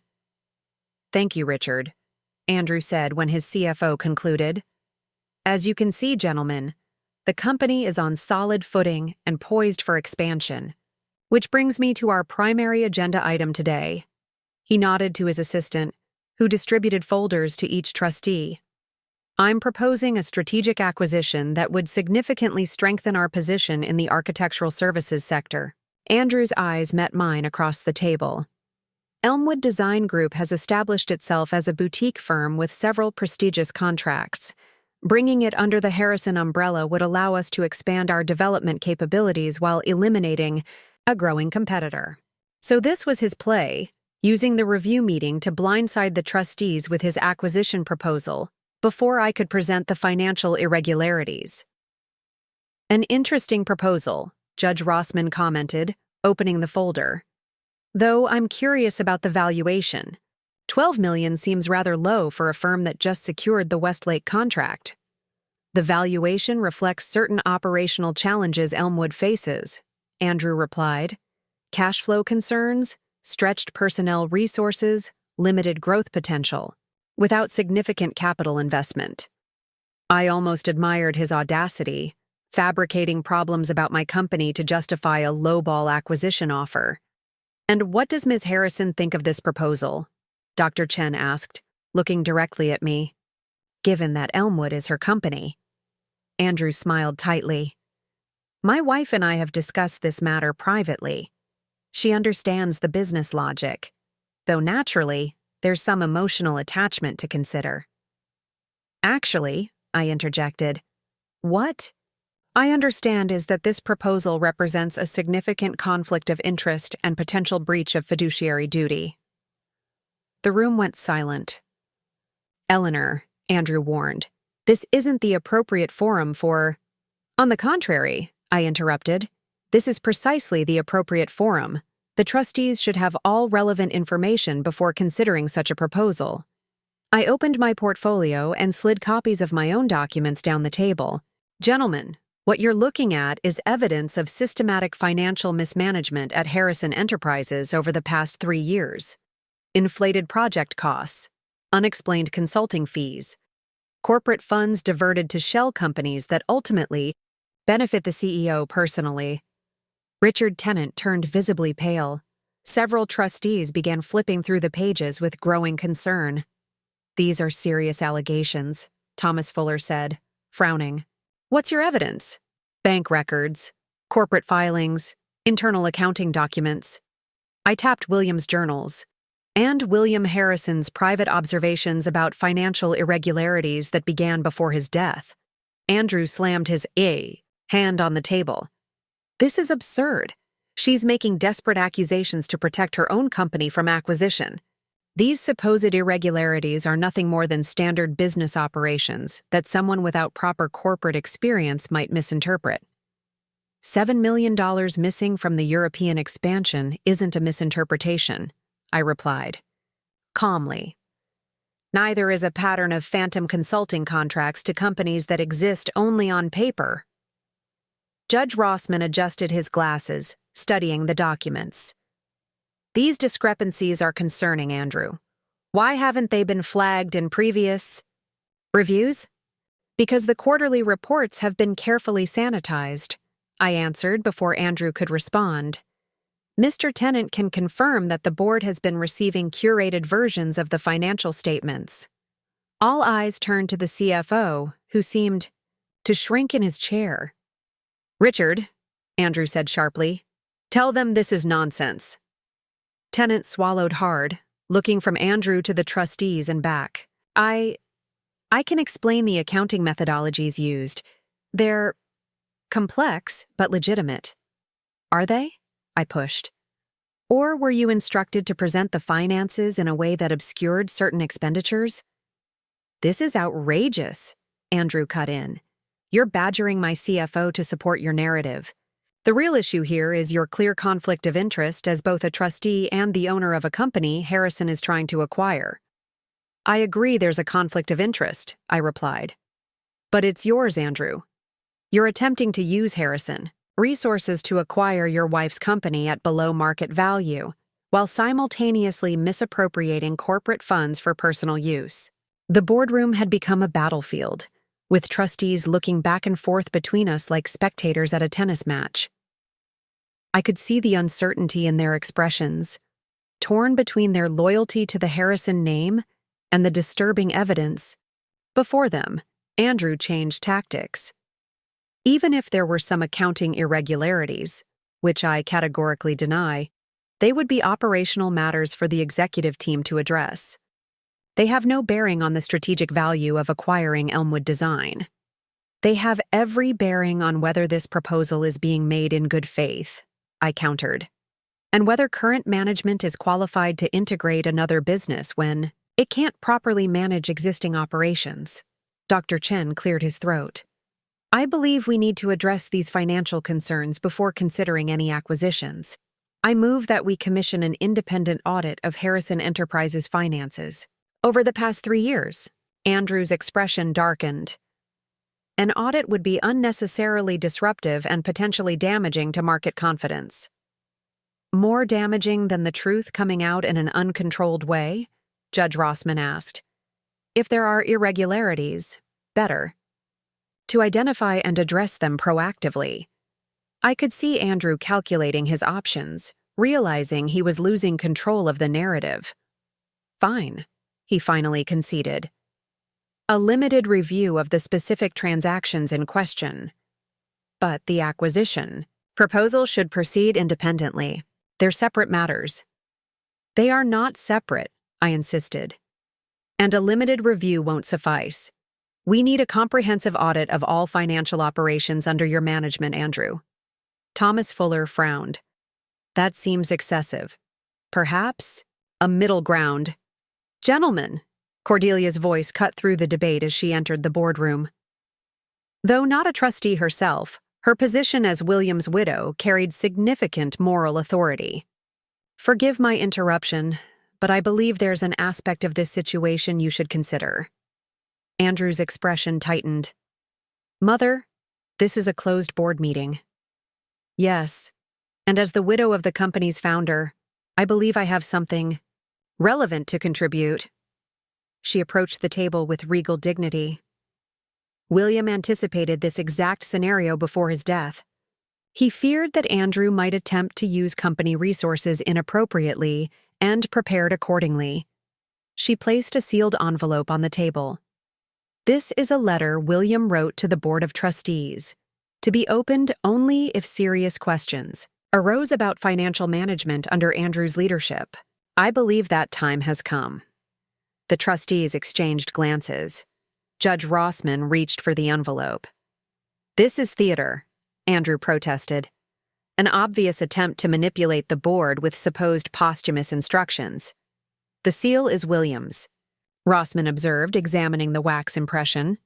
And the handwriting on the envelope matches his. He opened it carefully and began to read, his expression growing increasingly grave. When he finished, he passed the letter to Dr. Chen. What does it say? Andrew demanded, his composure cracking. Your father had concerns about your financial judgment, Rossman said carefully. He documented specific instances that occurred before his death and outlined a contingency plan should similar patterns continue. What contingency plan? Andrew's voice had risen. A complete restructuring of executive authority, Chen explained, looking up from the letter. Financial decisions would require approval from an oversight committee. Operational leadership would shift to a new COO. Andrew's face flushed with anger. This is a coup. My own wife and mother conspiring with my father from beyond the grave to strip me of my authority. It's not a coup, I said quietly. It's a safety net your father created to protect the company and you from your worst impulses. The trustees continued passing the letter around the table, each face growing more serious as they read William's detailed concerns and explicit instructions. I think we've seen and heard enough, Judge Rossman finally said. I move that we implement William's contingency plan effective immediately. Full independent audit, financial oversight committee, and appointment of a new chief operating officer with authority over day-to-day operations. Seconded, Dr. Chen added promptly. This is insane, Andrew protested. You can't seriously consider… All in favor? Rossman continued, ignoring Andrew's objections. One by one, 6 trustees raised their hands. Only Fuller and Greenberg abstained, unwilling to openly oppose the Harrison heir, but equally unwilling to ignore the evidence before them. The motion carries, Rossman announced. Andrew will remain as CEO and public face of Harrison Enterprises, but with modified authorities as outlined in William's contingency instructions. Andrew stood abruptly, his chair scraping against the floor. This isn't over. I'll challenge this in court. The company will be tied up in litigation for years. You could do that, I acknowledged, but the secondary trust provision would then activate automatically. You'd lose your position entirely, along with most of your financial support. For a moment, raw hatred flashed in Andrew's eyes, a look so venomous it momentarily took my breath away. Then, with visible effort, he composed himself. Fine, he said coldly. Implement your oversight committee. Run your audit. You'll find nothing that can't be explained by standard business practices. He turned to the trustees. Remember this moment, gentlemen. Remember how quickly you turned against William Harrison's son based on his wife's accusations. My father would be ashamed of your disloyalty. With that parting shot, he strode from the boardroom, Richard Tennant scurrying after him like a nervous shadow. A heavy silence fell over the room. The trustees looked uncomfortable, caught between relief that the confrontation had ended and uncertainty about what would follow. What happens now? Fuller asked, breaking the silence. Now, I replied, gathering my documents. We discover exactly how deep the damage goes, and then we begin to repair it. As the meeting adjourned, Cordelia approached me at the door. This is only the beginning, she warned quietly. Andrew won't accept this arrangement for long. I know, I replied, watching the trustees disperse down the hallway. He's retreating, not surrendering. He'll look for leverage, ways to reassert control, and he'll see this as a personal betrayal, not a necessary business correction. I nodded, the weight of what had just transpired settling over me. I had won the battle, but ensured a longer war. The husband I had once admired was now an open enemy, and the company I had promised to protect was in more peril than even William had anticipated. We should return to the house, Cordelia suggested. Andrew won't go there immediately. He'll need time to lick his wounds, plan his next move. As we walked toward the elevator, my phone buzzed with a text from Maya. Emergency at Elmwood. Break-in.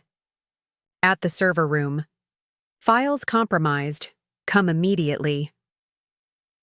Andrew hadn't wasted any time. The next phase of our conflict had already begun. The Elmwood Design Group offices housed in a renovated Cambridge textile mill were in chaos when I arrived. Security personnel crowded the lobby, employees whispered in concerned clusters, and Maya paced anxiously by the entrance. The police just left, Maya reported as I approached.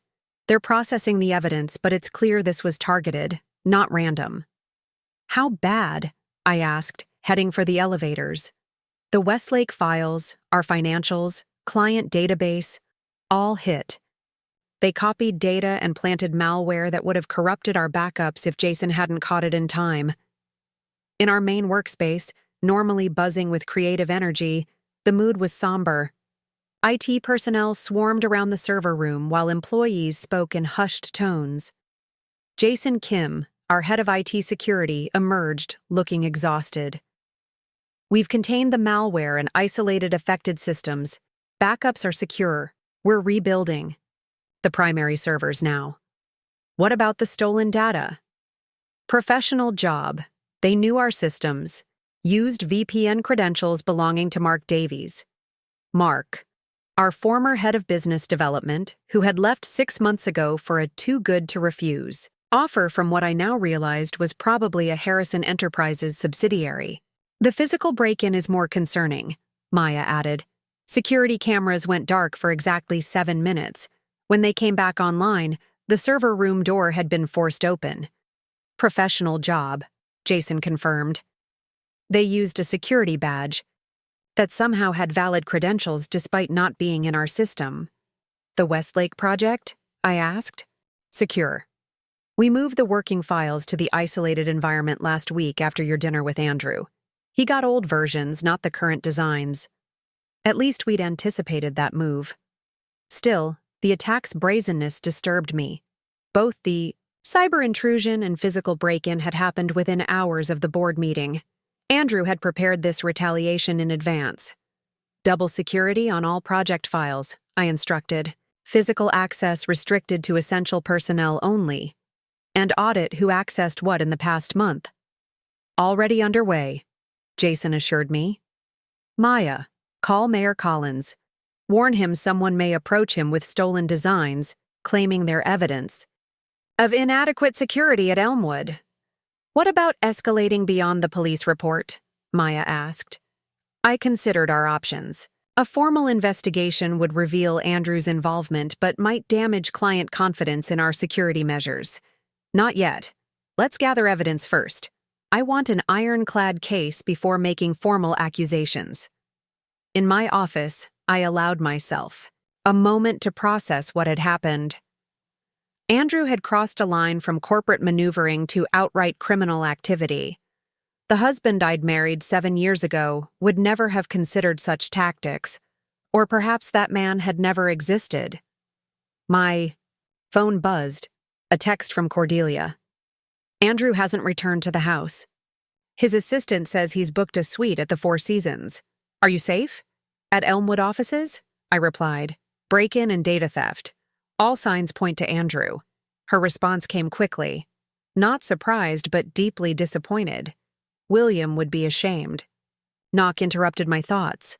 One of our junior architects stood nervously in the doorway. Ms. Harrison? There's someone here asking for you. Says she's from Harrison Enterprises' legal department. I hadn't expected Andrew to send attorneys so soon. Show her in. The woman who entered wasn't what I'd anticipated. Young, professionally dressed but not in standard corporate attire, carrying a worn leather messenger bag instead of a sleek briefcase. Ms. Harrison, I'm Zoe Mendez. Until this morning, I was a senior compliance analyst at Harrison Enterprises. Until this morning? I gestured for her to sit. I was terminated 90 minutes ago, officially for accessing restricted financial records. Unofficially, she pulled a flash drive from her bag. For compiling this, she placed it on my desk. It's everything. 3 years of financial manipulations, false invoices, diverted funds. I've been documenting irregularities since the European expansion project. I stared at the small device. Why bring this to me? Zoe met my gaze directly. Because 8 people in my department have been fired in the past year for questioning financial irregularities. Because the company my father spent 30 years working for is being hollowed out from inside. And because after today's board meeting, everyone knows you're the only one with both the power and will to stop it. How did you know I'd be here rather than at Harrison headquarters? A small smile touched her lips. Your reputation precedes you, Ms. Harrison. When things get difficult, you don't retreat to familiar territory. You secure your independent base first. She nodded toward the flash drive. Everything's encrypted. The password is William New 2019, all one word. That's specific. Mr. Harrison, the elder Mr. Harrison, spoke to our compliance team in 2019, just before his diagnosis. He emphasized the importance of our role as the company's conscience. Said we should always remember that legal compliance was the minimum standard, not the aspirational one. Her expression grew somber. Some of us took that to heart. Another ally William had quietly cultivated, preparing for this very situation. This is significant risk you're taking, I observed. Harrison could sue you for corporate espionage, confidentiality breaches. They could try, she agreed. But discovery works both ways. I don't think Mr. Harrison, your husband, wants these financial records examined in open court. She had a point. Andrew might retaliate against Elmwood, but he'd be more cautious about legal action that could expose his own misconduct. Why? Not take this directly to authorities? I asked. Because white-collar investigations move slowly, and evidence has a way of disappearing. The company needs internal correction first, someone with authority to stop the bleeding immediately. I picked up the flash drive. You understand, I'll need to verify everything here. Of course. My contact information is in the main directory. I've included my methodology, original sources, chain of custody documentation. She rose to leave. I should go. I have 3 more exit interviews with HR this afternoon. All compliance personnel being let go in the same restructuring. A purge, I murmured. Andrew's eliminating potential witnesses. Precisely. She paused at the door. One more thing you should know. The European expansion? The missing 7 million? It's not just about personal enrichment. Some of that money went to payoffs. Building inspectors, local officials, bribes? That would explain Andrew's desperation to hide those transactions. Financial mismanagement was a civil matter. Corruption and foreign bribery could mean criminal charges. I'll be in touch, Zoe said, slipping out as quietly as she'd arrived. I immediately called Sam Broderick. We have a new source. Internal compliance analyst with documented evidence of financial irregularities. I need full verification, absolute confidentiality. I'll send Reyes, he replied, naming his most trusted investigator. Direct to your Elmwood office? Yes. And Sam? We may be dealing with potential FCPA violations. The scope is expanding beyond corporate governance. There was a weighted pause. The Foreign Corrupt Practices Act. That changes things considerably. After hanging up, I connected the encrypted drive to my secure laptop, a system deliberately kept separate from both Elmwood and Harrison networks.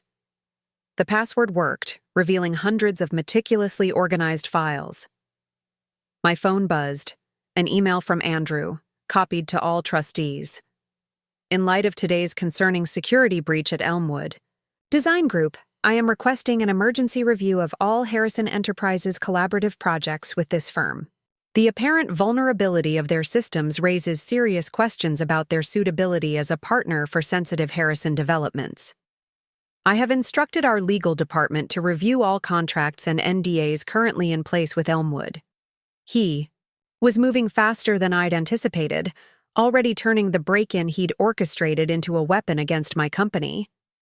Maya appeared in my doorway, her expression grim. You've seen Andrew's email? Just now. He's already contacted 3 of our major clients expressing concerns about our data security. The Westlake Review Committee has requested an emergency meeting tomorrow. So that was his strategy. Use the security breach to undermine client confidence in Elmwood while pushing for greater oversight from the Harrison trustees. Schedule the Westlake meeting, I decided, and contact all other major clients proactively. We acknowledge the security incident, outline our response, and assure them their data remains protected. And Harrison Enterprises? I glanced at the encrypted drive, thinking of its contents and Zoe's revelations. Tell them we welcome any review of collaborative projects. In fact, we insist on a comprehensive examination of all shared initiatives, including financial structures and approval processes. Maya raised an eyebrow. Turning defense into offense? Andrew wants to scrutinize our operations? Perfect. It opens the door for us to examine his as well, with the full attention of the trustees now focused on both companies. As Maya left to implement our response, I turned back to the encrypted files, systematically working through Zoe's evidence. The pattern was more disturbing than I'd initially thought, not just financial mismanagement, but systematic dismantling of corporate governance protections William had carefully built over decades. My phone rang. Cordelia again. Eleanor? Andrew's looking for the Harrison family journals. He sent his assistant to collect them and any other personal papers of William's. He won't find them, I assured her. They're secure. It's not just the journals. He's authorized a complete inventory of William's personal effects. I think he's looking for anything that might contradict the contingency provisions, or evidence of other safeguards William might have put in place, I added, thinking of Zoe's password. William knew 2019. What's our next move? Cordelia asked. I looked out my office window at the Charles River flowing steadily below, constant, powerful, finding its way around every obstacle. We stop reacting and start directing, I decided.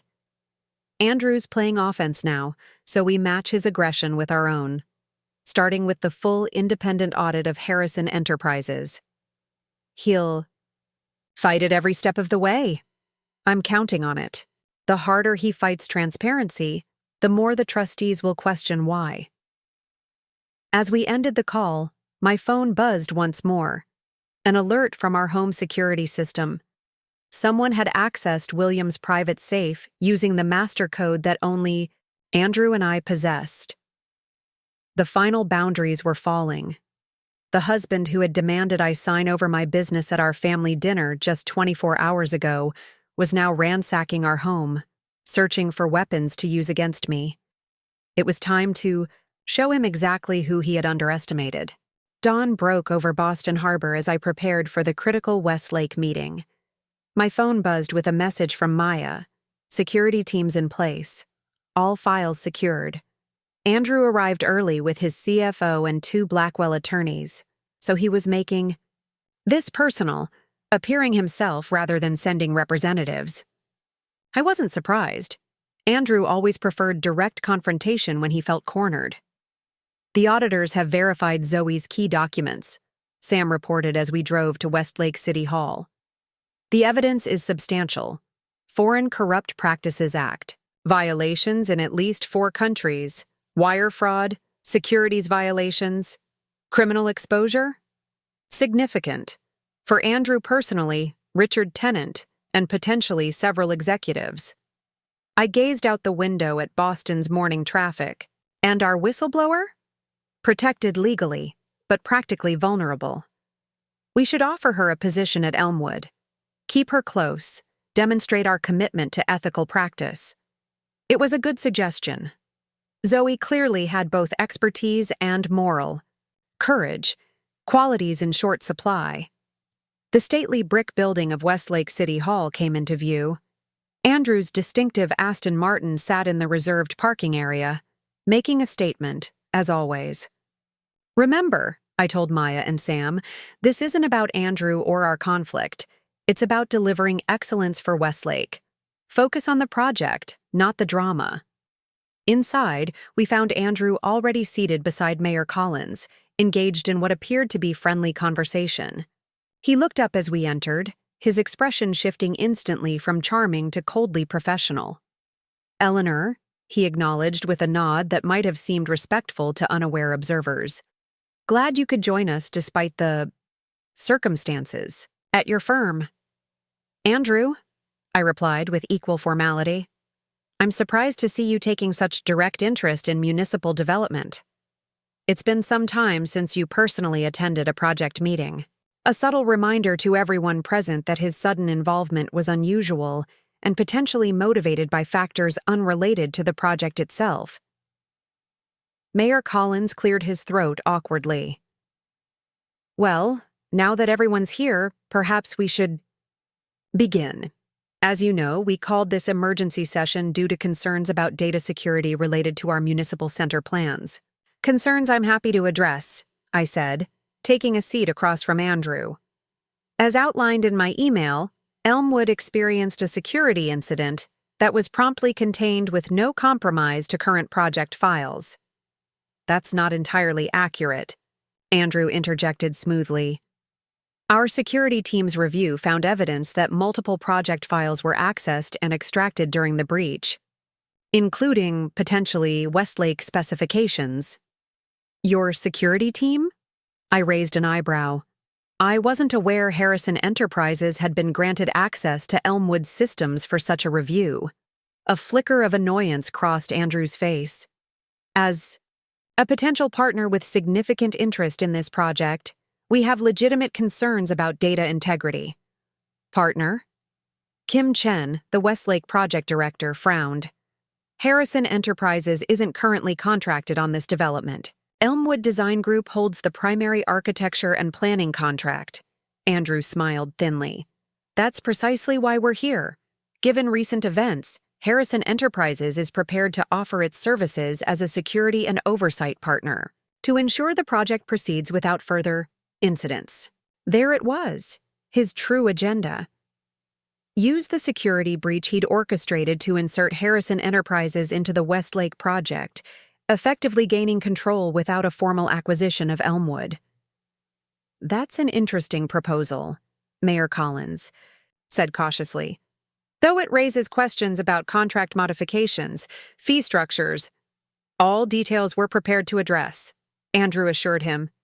The key point is ensuring this important project has the stable foundation it deserves. I placed a slim portfolio on the conference table. I believe that's our cue to address the security incident directly. Mayor Collins, Ms. Chen, this report details exactly what occurred, our immediate response, and the enhanced protocols we've implemented. I slid copies to each committee member, deliberately excluding Andrew and his team. You'll note on page 3 that our investigation has already identified the source of the intrusion: compromised VPN credentials belonging to a former employee who, interestingly, now works for a subsidiary of Harrison Enterprises. Andrew's expression darkened. That's a serious allegation without proof. The digital forensics are quite clear, I replied calmly. Login credentials, IP addresses, and access patterns are all documented. But more importantly, I turned back to the committee members. The affected systems contained only outdated versions of the Westlake plans. Our current working files are maintained in a segregated environment, specifically to protect against such intrusions. Kim Chen was already skimming through the security report. So, the current designs and specifications weren't compromised. Correct. As an additional precaution, we've implemented new security protocols specifically for the Westlake project. I outlined the enhanced measures, watching Andrew from the corner of my eye. His confident demeanor had slipped, replaced by barely contained frustration. While we appreciate Harrison Enterprises' concern, I concluded, the situation is well in hand. The project remains on schedule with all security considerations addressed. This report addresses the immediate incident, Andrew countered, recovering quickly, but not the underlying vulnerability in Elmwood's corporate structure. As a small firm handling increasingly large projects, they're stretched thin. Harrison Enterprises can provide the institutional stability this project requires. Our firm's capacity has never been an issue, Maya interjected. The Westlake project has a dedicated team with substantial experience in municipal development. Andrew's smile didn't reach his eyes. Experience is valuable, but so is financial stability, which brings me to a delicate but necessary point. He turned to Mayor Collins. Recent information suggests Elmwood Design Group may be facing cash flow challenges that could impact project delivery. A bold lie, but a dangerous one. Municipal clients were notoriously risk-averse regarding contractor stability. That's categorically false, I stated, meeting Andrew's gaze directly. Elmwood's financials are transparent and robust. In fact, I nodded to Sam, who distributed another set of documents. We've provided our current financial statements, bonds, and insurance certifications for your review. I turned back to Andrew. Perhaps Harrison Enterprises would like to share similar documentation. I understand the recent European expansion has created some unexpected financial pressures. AI Flash of genuine alarm crossed his face. He knew I was referencing the FCPA violations Zoe had documented, a subject he definitely didn't want explored in this setting. Harrison Enterprises' financials are not relevant to this discussion, he replied stiffly. We're addressing Elmwood's security incident and its implications for the Westlake project. Actually, Mayor Collins interjected, reviewing our documentation, if we're discussing potential partnership arrangements, both firms' financial stability would be quite relevant. Andrew's attorney leaned over to whisper something in his ear. His expression tightened further. We'd be happy to provide appropriate documentation through proper channels, he conceded reluctantly. But today's focus should remain on immediate security concerns, which have been thoroughly addressed, Kim Chen said, closing our security report. Based on this documentation, I see no reason to alter our existing arrangement with Elmwood Design Group. The response was prompt and comprehensive. Mayor Collins nodded in agreement. Unless there's concrete evidence of ongoing security vulnerabilities or financial instability, which I'm not seeing here, I believe we should proceed as planned. Andrew had overplayed his hand. By attempting to manipulate the Westlake Committee with vague insinuations rather than substantive concerns, he'd undermined his own credibility. As the meeting concluded, he approached me while others gathered their materials. Impressive performance, he said quietly, his voice carrying an undercurrent of anger beneath the professional veneer. Turning my own strategy against me. I learned from the best, I replied, matching his tone. William always said to study your opponent's tactics closely. At the mention of his father's name, Andrew's expression hardened. This isn't over, Eleanor. Not by a long shot. No, I agreed. But the stakes have changed. The evidence Zoe Mendez provided isn't just about corporate governance anymore, Andrew. It's about criminal liability, Foreign Corrupt Practices Act violations, wire fraud, federal offenses. For the first time, I saw real fear flicker behind his eyes. You're bluffing. Sam Broderick has verified everything. The trustees will be briefed this afternoon.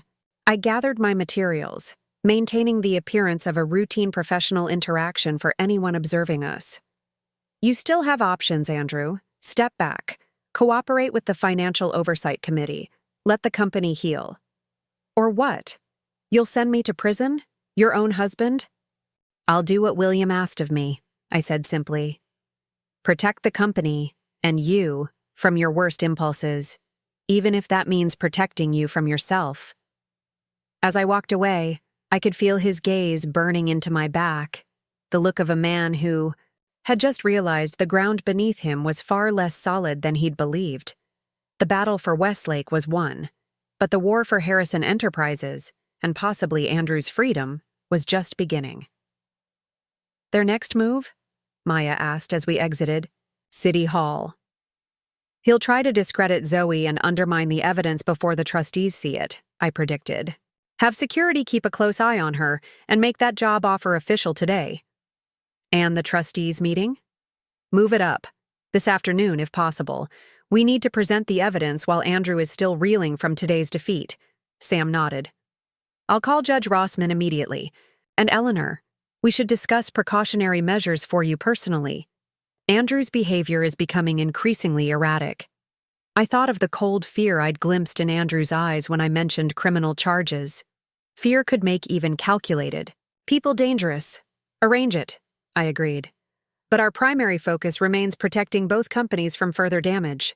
William built institutions meant to last generations. I won't let Andrew's desperation destroy that legacy. As our car pulled away from City Hall, I glanced back to see Andrew standing on the steps, phone pressed to his ear, already planning his counterattack. The husband who had once charmed me with his vision and confidence now seemed smaller somehow. A man whose sense of entitlement had finally collided with the reality of accountability. The coming hours would determine whether he could accept that reality or would choose mutual destruction instead.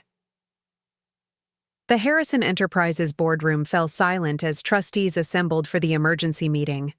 Andrew's empty chair spoke volumes. "He's not coming," Judge Rossman noted, checking his watch. "Unusual for a meeting of this importance," Dr. Chen added, reviewing Sam's briefing documents. The doors opened, revealing not Andrew, but Richard Tennant, his CFO, accompanied by two Blackwell and Pierce attorneys. Tennant's complexion was ashen. "Mr. Harrison extends his apologies," the lead attorney announced. "He's authorized Mr. Tennant to represent executive interests." "Mrs. Harrison," Rossman gestured, "the floor is yours." I stood. "Yesterday we implemented oversight measures due to financial irregularities. Today's matter is more serious." Sam distributed folders containing Zoe's evidence, now organized and verified. These documents show systematic violations of the Foreign Corrupt Practices Act and wire fraud statutes. The European expansion involved payments to foreign officials, disguised as consulting fees, bribes for regulatory approvals. The trustees' expressions grew grave as they reviewed the evidence. "These are serious allegations," Fuller said. "What verification has been done?" "Bank records match internal documents," Sam replied. "Email correspondence confirms knowledge and intent. The pattern is consistent across multiple transactions." "And the source?" Andrew's attorney challenged. "These appear to be internal documents not accessible through legitimate channels. A whistleblower from compliance who documented these issues. Out of concern for the company's legal exposure," I explained. "A disgruntled employee with manipulated documents," the attorney countered. Dr. Chen frowned. "The bank records appear authentic. This goes beyond accounting discrepancies." I turned to Tennant. "As CFO, perhaps you could provide context?"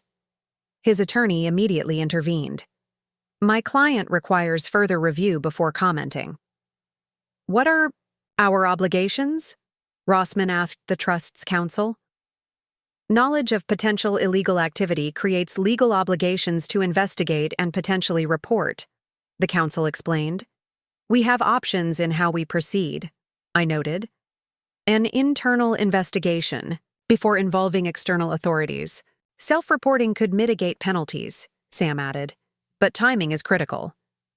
"Where is Andrew?" Greenberg asked. "If these allegations involve him personally, he should be here." "I believe he's assessing options," I said carefully, sharing an email showing Andrew overriding compliance concerns about the European payments. The trustees voted to establish an independent investigation committee. As the meeting concluded, Maya texted, "Andrew at Elmwood demanding to see you. Security has him in lobby." "I need to step out," I told the trustees. "Sam will finalize committee parameters." 20 minutes later, I found Andrew pacing in Elmwood's reception area, radiating fury. "Eleanor," he greeted coldly. "Too busy for calls, but you rush back when I appear in person." "I was discussing evidence of federal crimes committed under your leadership," I replied. "What do you want?" "A private conversation." In my office, Andrew dispensed with pretense. "You've gone too far, using stolen documents to allege criminal activity. This isn't governance, it's character assassination." "The documents are whistleblower evidence," I corrected. "The transactions speak for themselves. Transactions taken out of context to paint me as criminal." "What context justifies paying millions to shell companies owned by government officials' relatives?" Andrew's expression tightened. "International business requires flexibility. My father understood that." "Your father understood the difference between relationship building and bribery." He paced to the window. "What do you want? Is it about Elmwood? Keep it. Is it money? Name your price. It's about responsibility to the company, employees, and your father's legacy." Andrew turned back, calculating. "I've been looking into those Cayman accounts. 3 trusts controlled by a foundation with 1 director, E. Harrison.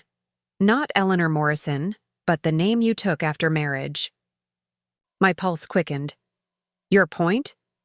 "My father made you controlling trustee of his personal offshore accounts, approximately $430 million. William wanted those funds protected as insurance against exactly this situation. Insurance, Andrew repeated, bitterly. A convenient word for hiding family assets from the rightful heir. Those funds were William's personal wealth, earned before starting the company.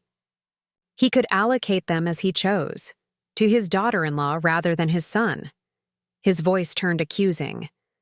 When exactly did your relationship with my father begin? Before our marriage? Before we even met? The implication was deliberately offensive. William was a mentor and friend, I replied evenly. He saw someone who shared his values about business and responsibility. And now you'll use his insurance policy to destroy me. No, I said firmly. I'll use it to save the company and offer you a way out. Andrew's eyebrows rose. A way out? Full cooperation with the investigation. Resignation as CEO, transitioning to chairman emeritus. The trustees implement William's oversight structure while the company self-reports violations. And in exchange? The Cayman funds support both the company and your lifestyle. No criminal referrals. A chance to preserve the Harrison legacy and your freedom. You're offering to protect me from prosecution. I'm offering what William tried to give you. A safety net preventing you from destroying yourself along with everything he built. For a moment, understanding flickered in Andrew's eyes, then vanished, replaced by cold determination. I'll need time to consider your generous offer. The full proposal in writing, reviewed by my attorneys. Of course, but don't take too long. The committee begins tomorrow, and events may quickly move beyond anyone's control. As he reached the door, Andrew paused. He never really believed in me, did he? For all his talk about legacy, he spent his final days plotting to undermine his only son. Raw pain filled his voice, perhaps his most genuine emotion in years. He believed in your potential, I said softly. Everything he did was to help you, become the man he knew you could be. Andrew's laugh was hollow. Beautiful sentiment. I'm sure it helped you sleep while systematically taking control of my birthright. After he left, I called Sam immediately. Andrew's considering the offer. Prepare the documents, but accelerate the committee. He's desperate and dangerous. We can't give him much time. Dawn broke over Boston Harbor as I stood at the kitchen window of Cordelia's Beacon Street apartment, where I'd been staying since confronting Andrew 3 days ago. The city was waking while my world remained suspended. Intense anticipation. Any word? Cordelia asked, joining me with tea. Nothing direct, I replied. Sam says Andrew's attorneys have requested 2 extensions on responding to our offer. And the investigation? Moving quickly. The committee interviewed Tennant yesterday for 6 hours. My phone buzzed. A message from Sam. Tennant flipped. Full cooperation in exchange for immunity. Implicating Andrew directly in all major violations. I showed Cordelia the message. Her hand tightened slightly around her teacup. So it begins, she murmured. Will Andrew recognize reality or continue fighting? He's always chosen the latter, I observed, even when surrender would be smarter. I should speak with him, Cordelia decided. Mother to son. One final attempt. As she made arrangements, I prepared for my own crucial meeting, presenting the investigation findings to the trustees.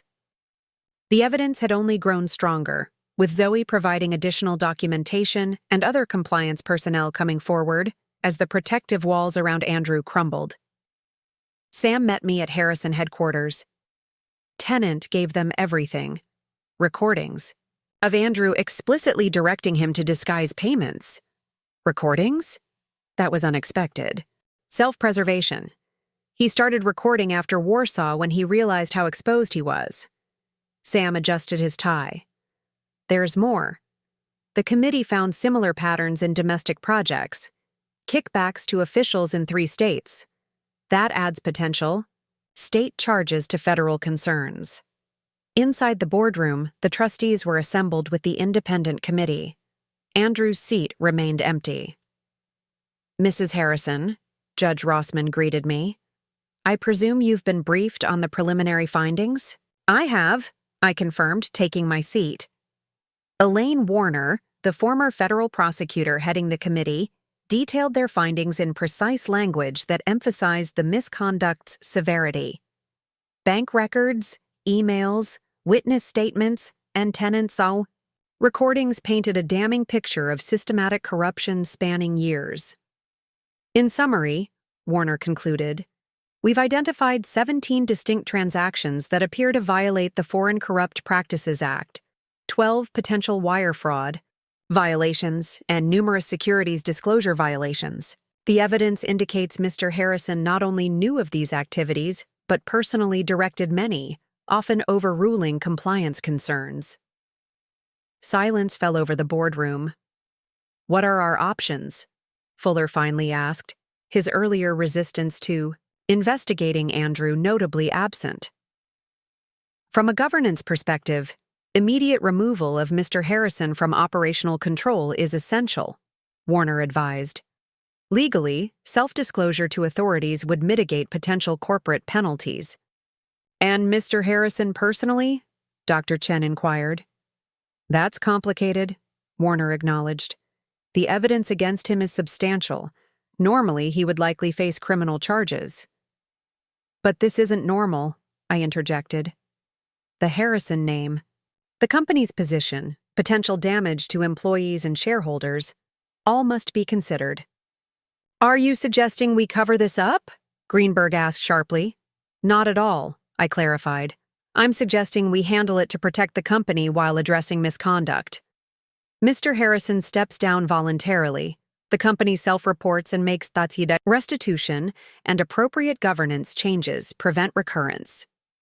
"You've already made this offer to Andrew?" Rossman asked. "I have," I confirmed. "Full resignation as CEO with transition to a non-operational role, in exchange for the board's support in reaching a settlement that doesn't include personal criminal charges." And his response? "Still pending. His attorneys requested more time." "You realize we have legal obligations here," Rossman noted. "Knowingly shielding someone from criminal liability could make us complicit." "I'm not suggesting shielding him," I clarified. "I'm suggesting a structured resolution that serves justice without destroying the company. Substantial penalties, yes. Mandatory oversight, absolutely. But a path that doesn't end with the Harrison name tarnished by criminal prosecution." "Of loyalty to William," Fuller observed. "Out of loyalty to 3,000 employees, countless shareholders, and yes, to William's legacy," I corrected. The boardroom door opened.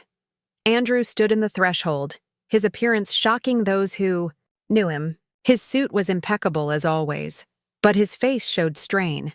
Eyes bloodshot, complexion gray, his confident posture replaced by something brittle. "I believe you're discussing my future," he said with forced casualness. "Perhaps I should be part of that conversation." "Andrew," Rossman acknowledged cautiously, "we're reviewing the committee's findings." "So I gather." Andrew moved to his seat at the head of the table. "And what verdict have you reached in my absence?" "We were discussing options," I replied, "including the proposal I presented to you 3 days ago."